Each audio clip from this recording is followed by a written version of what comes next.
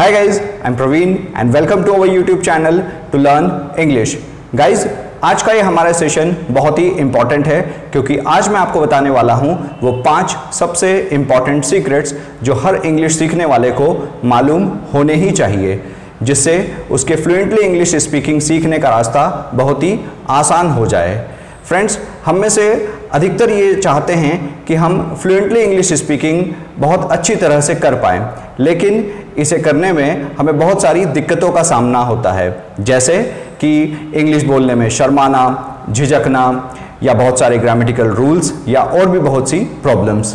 तो गाइस, चलिए शुरू करते हैं आज के हमारे सेशन को, जिसमें मैं आपसे शेयर कर रहा हूं वो 5 इम्पॉर्टेंट सीक्रेट्स जो हमें मालूम होना ही चाहिए और जिसकी मदद से हम फ्लुएंटली इंग्लिश स्पीकिंग आसानी से कर पाएँ। तो चलिए शुरू करते हैं। Secret number 1। So the secret number 1 is change your thinking. अपनी सोच बदलिए। तो फ्रेंड्स, अब आप कहेंगे वो किस तरह से? तो फ्रेंड्स, हमें ये नहीं सोचना है कि हमें इंग्लिश लैंग्वेज सीखना है, क्योंकि जब भी हम इंग्लिश सीखने के बारे में बात करते हैं तब हमें ऐसा लगता है कि हम में कुछ कमी है, मुझे तो इसमें ये नहीं आता है, मुझे वो रूल्स नहीं पता है, अभी तो मुझे बहुत सारा पढ़ना है। ये सारी बातें हमारे दिमाग में एक बर्डन की तरह चलती है और उसके कारण से हमें डर ज़्यादा लगता है। तो फिर हमें सोचना क्या है, हमें हमारी थिंकिंग में चेंज क्या करना है? तो गाइज़, हमें हमारी थिंकिंग में चेंज ये करना है कि हमें सोचना है कि मुझे पहले से ही एक लैंग्वेज आती है जो कि आपकी हिंदी लैंग्वेज है, या फिर वो कोई और लैंग्वेज भी हो सकती है, जैसे मराठी, पंजाबी, बंगाली या और भी कोई। तो हमें क्या सोचना है, मुझे ऑलरेडी एक लैंग्वेज आती है जो कि हिंदी है और मुझे इंग्लिश इम्प्रूव करना है, क्योंकि मुझे जितनी इंग्लिश आती है मैं उससे संतुष्ट नहीं हूँ। तो मुझे इंग्लिश सीखना नहीं है, मुझे इंग्लिश को इम्प्रूव करना है, क्योंकि मुझे ऑलरेडी एक लैंग्वेज आती है, तो फिर मैं इंग्लिश क्यों नहीं सीख सकता हूँ? तो मैं इंग्लिश आसानी से सीखूंगा ही। तो ये एक पॉजिटिव सजेशन जब आप लेना शुरू कर देते हैं कि मुझे इंग्लिश सीखना नहीं है, मुझे इंग्लिश तो पहले से ही आती है, लेकिन मुझे उसे इम्प्रूव करना है, तो आप देखेंगे कि फिर आपको किस तरह से रिजल्ट्स मिलने लगते हैं, क्योंकि आपने अपनी सोच को पॉजिटिवली चेंज कर लिया है। Secret number 2, relive your childhood. अपने बचपन को फिर से जीवित करिए। अब आप कहेंगे वो किस तरह से? तो फ्रेंड्स, जरा सोचिए कि जब आप 3, 4 या 5 साल के थे तब आपने हिंदी में बातचीत करना शुरू कर दिया था, या जो भी आपकी नेटिव लैंग्वेज थी उसमें बोलना आपने शुरू कर दिया था। It's like a miracle. यह एक चमत्कार ही था। वो किस तरह से? क्योंकि तब तो आपने कोई ट्रेनर अपॉइंट नहीं किया, कोई क्लासेस नहीं ली और ना ही कोई वीडियोस देखे, ना कोई किताब पढ़ी। तब आपने उसे कैसे सीखा? आपने उस लैंग्वेज को सीखने के लिए केवल बोलना शुरू किया और आप बोलते गए बोलते गए बोलते गए और आप फ्लुएंट उसमें हो गए।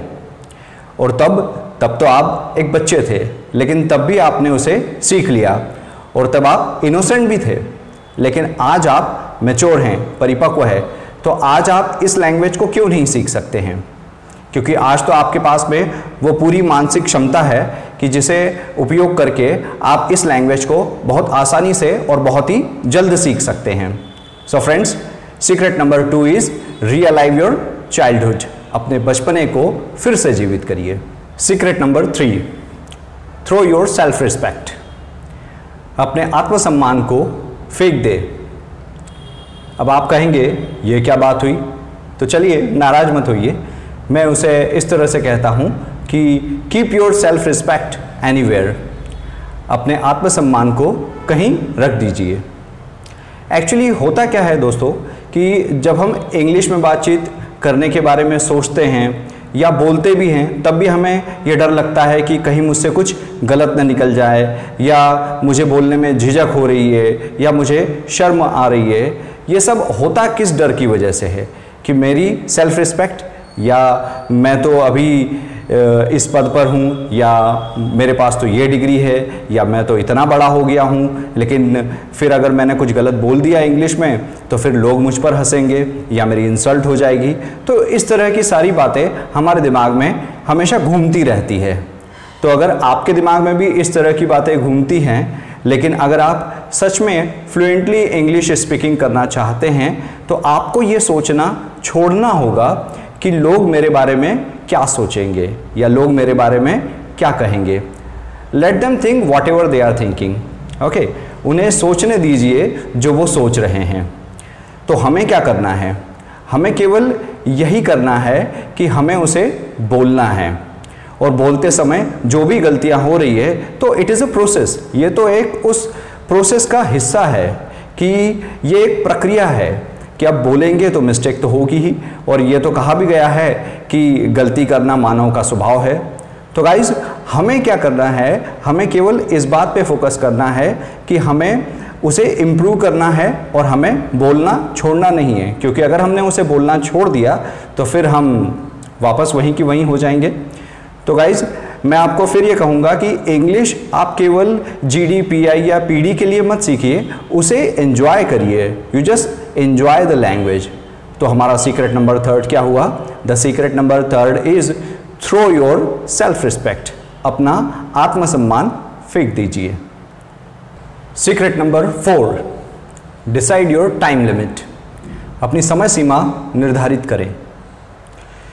तो फ्रेंड्स, ये काम बहुत इंपॉर्टेंट है और इसकी जिम्मेदारी भी आप ही को लेना पड़ेगी, क्योंकि अगर हमने हमारी टाइम लिमिट डिसाइड नहीं की तो ये एक तरीके से टालमटोल वाला काम हो जाएगा और फिर हम हमारा गोल अचीव नहीं कर पाएंगे। इसके लिए आप ऐसा कर सकते हैं कि आप कुछ टाइम ड्यूरेशन इस तरीके से डिसाइड करें, जैसे 4 मंथ, 8 मंथ्स, 12 मंथ, मतलब पूरे एक साल भर का आप एक टाइम ले सकते हैं। और इस पूरे ड्यूरेशन के दौरान आप अपनी वोकेबलरी को इम्प्रूव करें। क्या क्या इंग्लिश के नए नए वर्ड्स होते हैं उन्हें देखें। शुरुआत इस तरह से करें कि कुछ मिनटों के लिए आप ये डिसाइड करें कि मुझे इंग्लिश में बोलना ही है।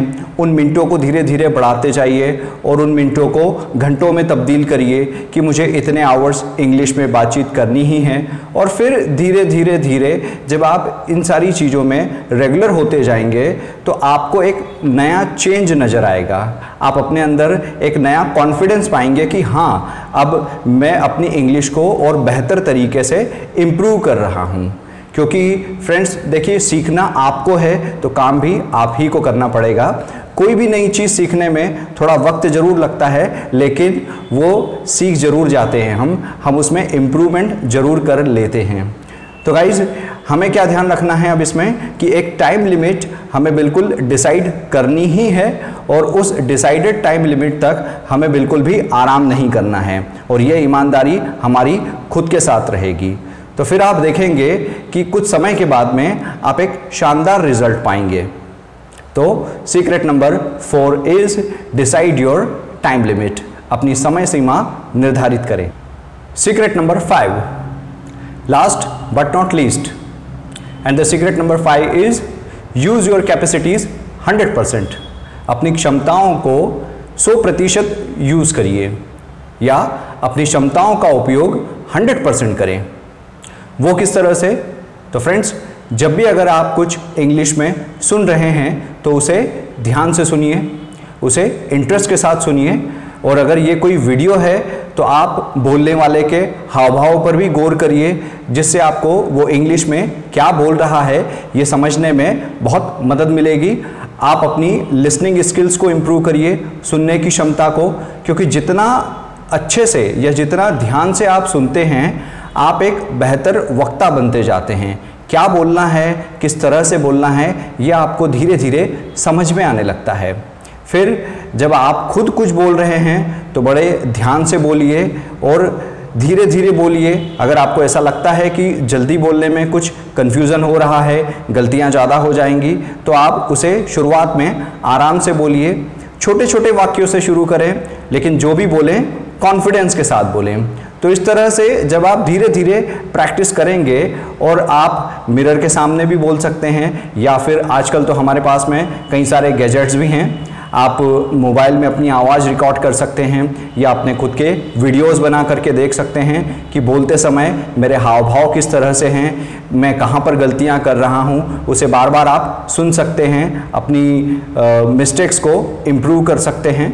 फिर उसके बाद में आप धीरे धीरे इस तरह से बोलते जाते हैं तो आप कुछ समय के बाद देखेंगे कि आपको बहुत ही अच्छे रिजल्ट्स मिलने लग जाते हैं और एक अलग ही एक कॉन्फिडेंस अपने अंदर डेवलप होने लग जाता है। और फिर आपको भी लगता है कि हाँ, अब तो मैं अपनी इंग्लिश को पूरी तरह से इम्प्रूव कर ही लूँगा और मुझे फ्लुएंटली इंग्लिश स्पीकिंग में कोई दिक्कत नहीं आएगी।